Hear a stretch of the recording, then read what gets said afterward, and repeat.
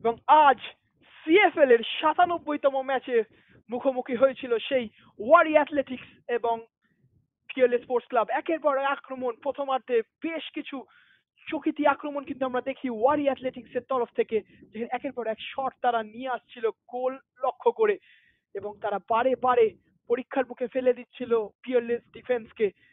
কিন্তু তারপরে সেই প্রচেষ্টা, যেখানে মিঠুন কিছুটা চোটগ্রস্ত হয়ে পড়ে, এবং তারপরে সেই মুহূর্ত যেখানে কার্যত একটি গোল লাইন সেভ আমরা দেখতে পাই পিএলএস এর তরফ থেকে।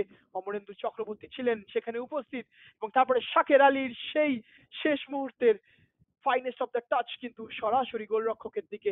এবং তারপরে দ্বিতীয়ার্ধের শুরুতে 50তম মিনিটে প্রথম গোল ম্যাচের, শাকের আলী তিনি পুষিয়ে দিলেন তার আগের মিসটি, এবং এক চান্সে বা পায়ের জোরালো শট ডান দিক থেকে গোলকিপারের চাল কাঁপিয়ে 1-0 গোলের লিড এনে দেয় ওয়ারি অ্যাথলেটিক্সকে। তারপরেই তিনি আরেকটি চান্স পেয়ে যায়, যেখানে তিনি অবলীলায় ঢুকে পড়েন বক্সের মধ্যে, কিন্তু বলটি রাখতে ব্যর্থ হন তেকাঠির মধ্যে।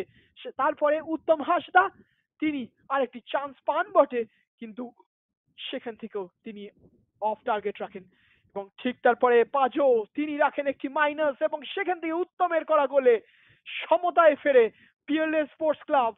কার্যত 70তম মিনিটে পাজোর করা মাইনাস উত্তমের চিরাচরিত ভঙ্গিতে গোল করে সমতায় ফেরানো নীল সাদা জার্সিধারী পিএলএ স্পোর্টস ক্লাবকে। তারপরে আরো কিছু সুযোগ এসে গেছিল বটে,